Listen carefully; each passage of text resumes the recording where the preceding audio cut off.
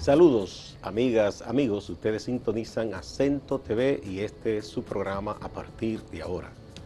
Una decisión del MINER, el Ministerio de Educación, de sus autoridades, que derogó una ordenanza que daba prioridad a la educación con criterios de equidad de género para empezar desde abajo, y la escuela es un lugar fundamental, a educar para erradicar las actitudes de exclusión, de machismo y de violencia. De buenas a primeras nos enteramos de que el MINER derogó esa ordenanza y eso ha provocado lógicamente el rechazo y la protesta de quienes trabajan por los derechos, de quienes trabajan por erradicar el machismo en las raíces. La raíz está en la escuela, en la familia, y tenemos hoy a la profesora Virtudes de la Rosa, que es la directora del Instituto de Estudios de Género y Familia de la Universidad Autónoma de Santo Domingo, con quien vamos a conversar sobre este tema muy importante. Bienvenida, Virtudes. Saludos, ¿cómo estás?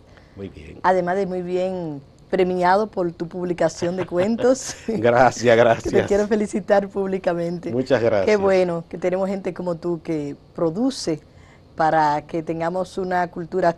No he leído aún el libro, pero estoy segura que tiene que ser, que contribuye a una cultura de igualdad, de justicia. Espero que te guste. Seguro que sí. Bueno, ustedes fueron de las primeras instituciones en reaccionar, rechazando lo que hizo el MINER. Cuéntame un poco la historia de esta ordenanza y qué se había hecho. Bueno, la historia de la ordenanza que es derogada es una historia larga, porque realmente cuando se toma realmente no es una ordenanza, es una orden departamental. Sí, se le dice ordenanza, pero es una orden departamental. La orden departamental, que es una medida tomada por el ministro de Educación, que fue la 33-2019, lo que hizo fue plantear la implementación de una política que ya había sido aprobada por el pacto educativo que había sido firmado por todos los sectores que luego... porque incluso la cortina de ese pacto es una entidad vinculada al empresariado, que se educa. Exactamente, empresariado. Fuera de toda sospecha. Y estaban firmados por muchos de los religiosos, tanto de la Iglesia Católica como de los protestantes. De los protestantes que luego salieron a protestar, pero estaba ahí planteada. Y era más allá inclusive de lo que decía la orden departamental, porque planteaba el desarrollo de una política de educación sexual, de prevención de enfermedades de transmisión sexual, de VIH y además de política de igualdad de género. Eso planteaba el pacto educativo. Pero el pacto educativo no hacía más que poner en ejecución otras políticas del Estado de las cuales vamos a hablar más adelante. Entonces, cuando se produce esta orden departamental, lo que plantea el ministro en ocasión era el crear la metodología para la aplicación de la política. ¿Por qué plantea crear la metodología? Que incluso nuestro instituto y el Centro de Género de INTEC en esa orden departamental eran planteados como dos organismos asesores para esa aplicación.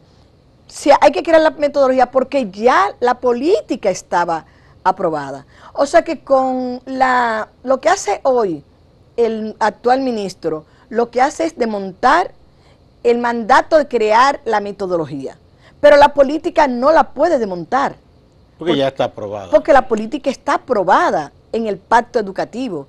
O sea que nosotros como instituto ya vamos a dejar sin efecto eso porque es totalmente contradictorio con la ley de educación, con el pacto educativo, con leyes fundamentales como es la Constitución, la ley de leyes de nuestro país. Esa decisión del ministro, que parece ser fue presentado también ante el Consejo Nacional de Educación, eso no me ha quedado muy claro.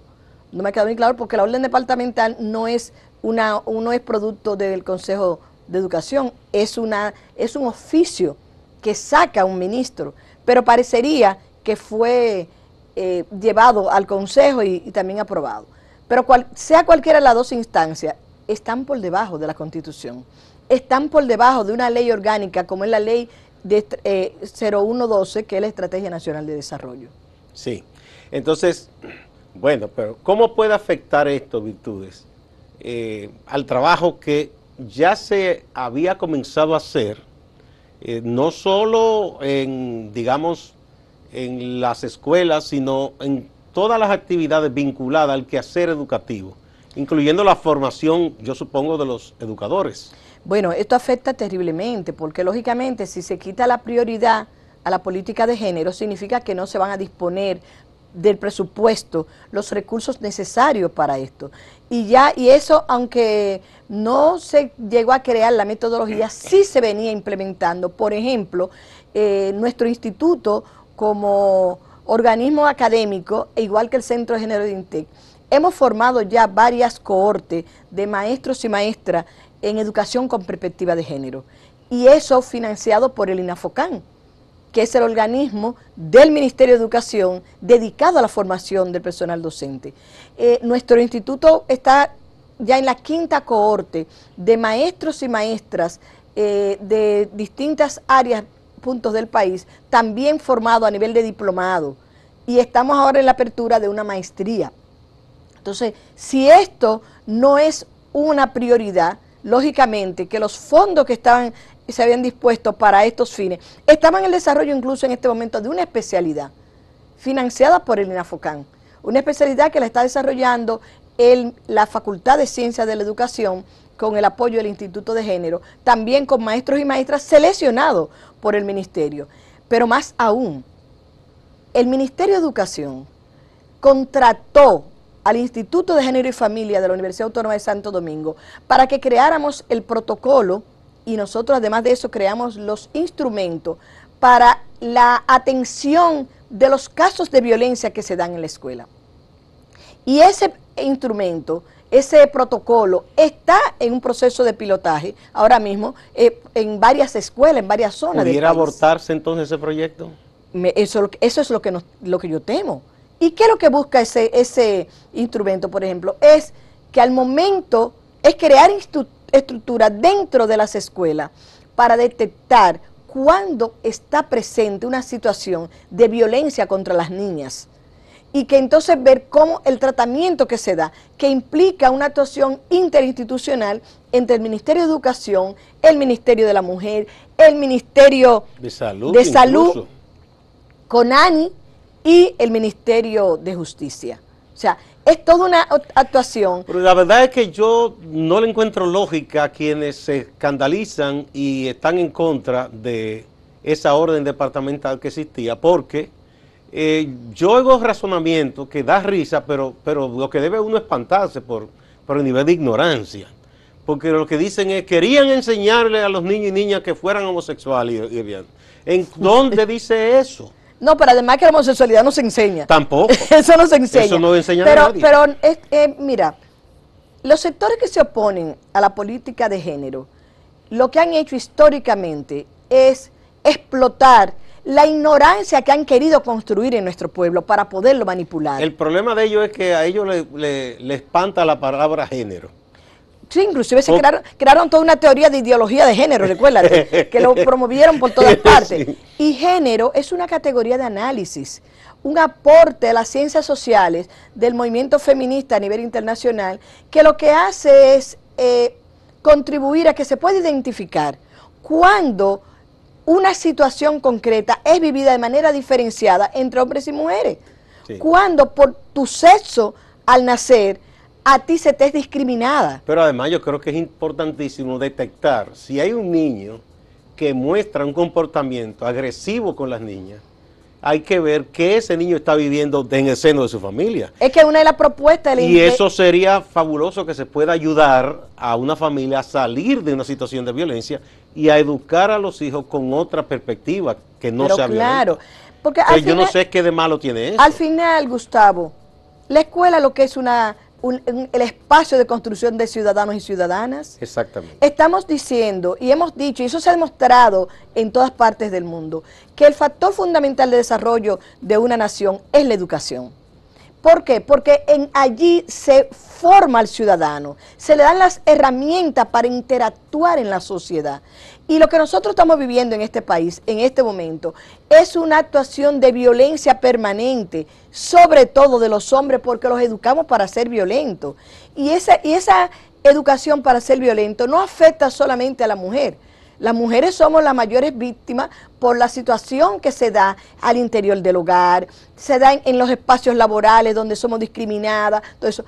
Pero el hombre está siendo terriblemente afectado. Claro. Porque le estamos educando desde pequeño para que estén demostrando su hombría a través de la violencia, que demuestren a cada instante. Y ya vemos los resultados. Y esos son los resultados. Vamos a una primera pausa, Virtudes con Tonuencia, y regresamos.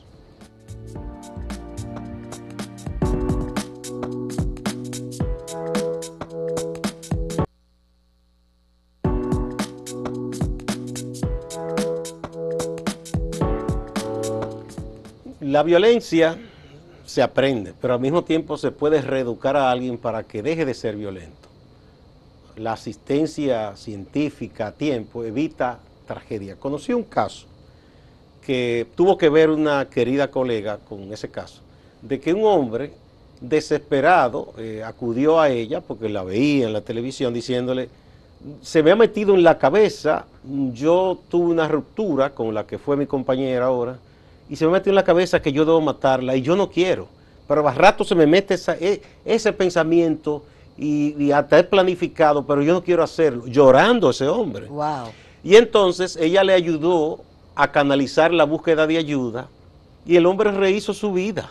Claro. Y después le encontró y dijo: yo le agradezco porque yo iba a cometer el peor estupidez de mi vida. Rehizo su vida, aprendió a vivir una masculinidad sin violencia. Ya tiene otra compañera, tiene una buena relación con su ex compañera y tienen una buena relación respecto al cuidado de los hijos en común. De manera que sí se puede, pero si se puede prevenir con la educación desde la raíz, mucho mejor. Y es parte de lo que buscaba esa orden departamental que fue lamentablemente derogada. Pero que mucha gente, al no conocerla, se deja llevar de cosas que dicen, de que eso iba dirigido a tal o cual objetivo, que no es verdad. Mira, ese ejemplo que tú has puesto es fantástico.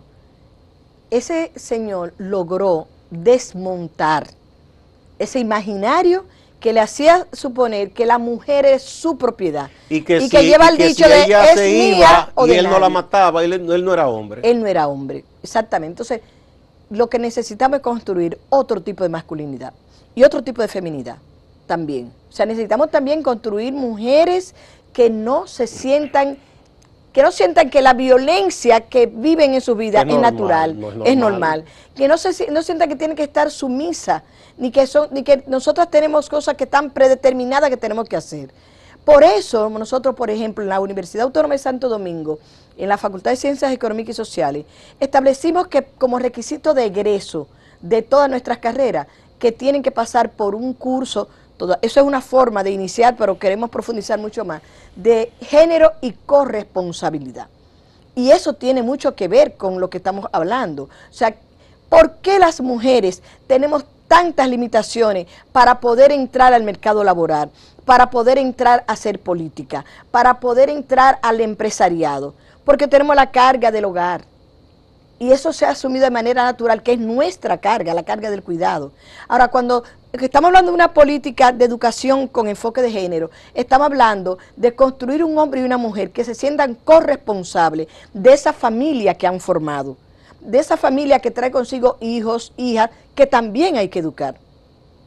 Que se sientan que son corresponsables en una relación de amor y de paz al interior de la familia y en su entorno. Que no tengamos un mecanismo de resolver los problemas a través del conflicto. Nosotros tenemos, todos los estudios lo demuestran, que hay carreras feminizadas.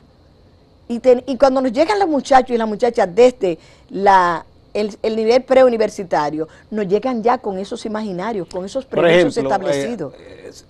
Se entiende casi automático que la enfermería es una carrera de mujeres. Enfermería. Pero lo más tremendo es que aunque casi el 100% de mujeres, por muchos años, el líder del sindicato era un hombre.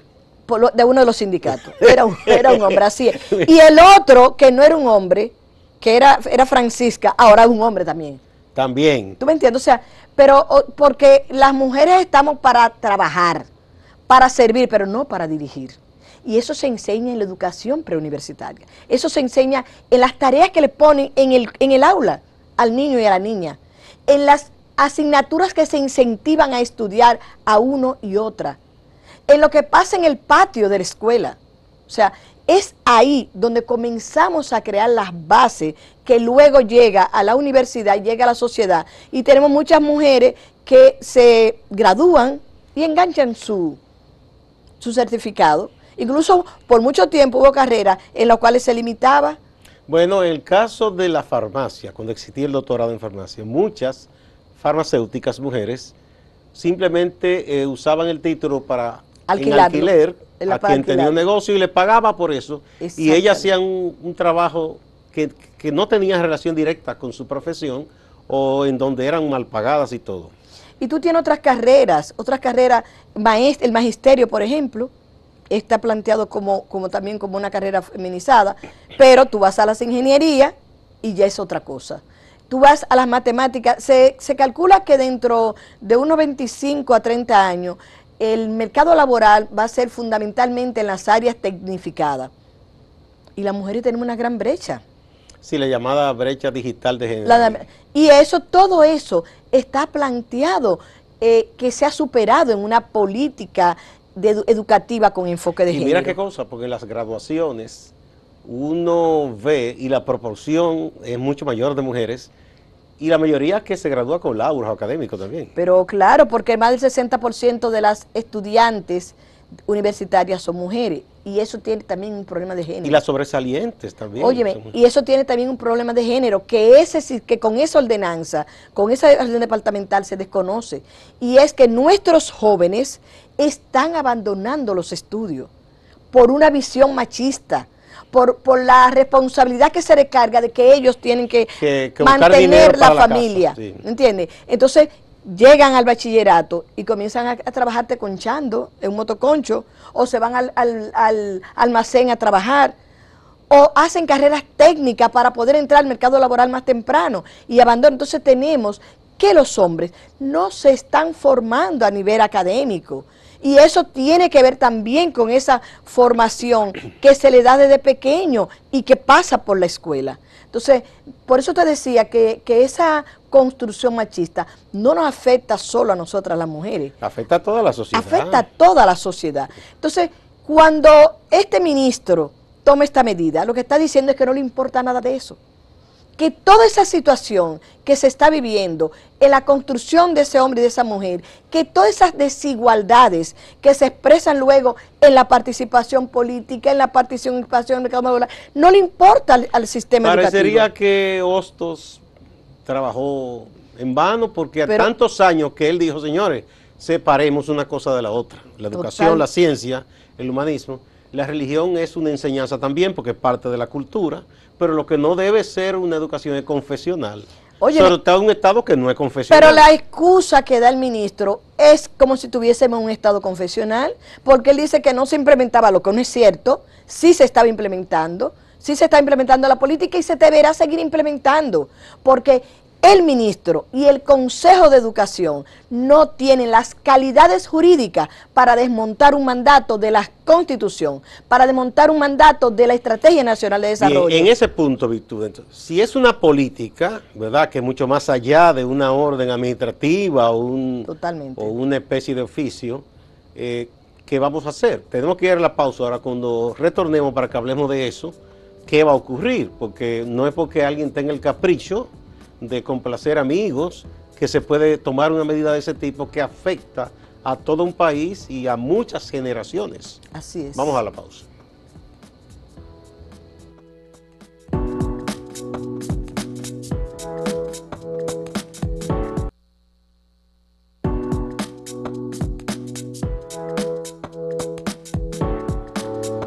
Virtudes de la Rosa, la profesora Virtudes de la Rosa es la directora del Instituto de Estudios de Género y Familia de la Universidad Autónoma de Santo Domingo. Y estamos conversando de lo que ha ocurrido en el MINER, Ministerio de Educación, que se ha derogado una orden departamental que era consona con una política aprobada ya y consona con la Constitución respecto a trabajar en la equidad de género, y sin ninguna explicación previa se ha derogado.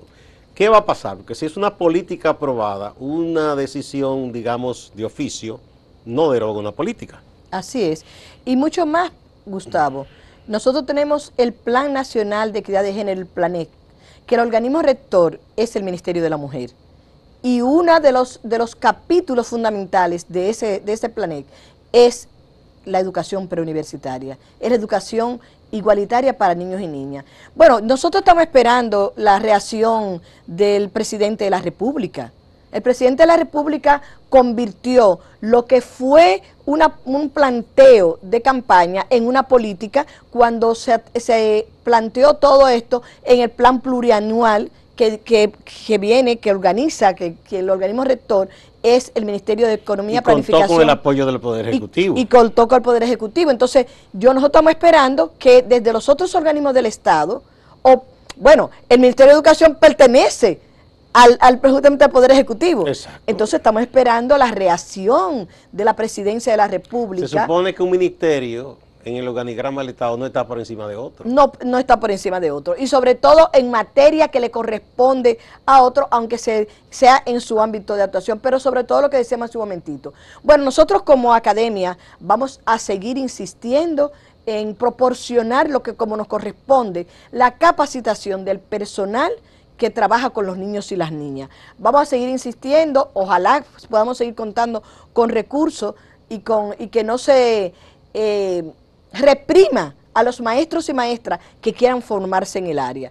Llamamos también al Ministerio de Educación Superior, Ciencia y Tecnología a apoyar nuestras iniciativas, como lo ha estado haciendo hasta ahora, porque ahora vamos a decir que por suerte, siempre hemos criticado que existan dos ministerios, pero por suerte el Ministerio de Educación Superior, Ciencia y Tecnología tiene otra dirección y que esperamos que se mantenga en función de lo que está planteado. Y nosotros vamos a buscar todos los mecanismos, las academias, las organizaciones que trabajamos sobre los derechos de la mujer, para que sea derogada esa nueva...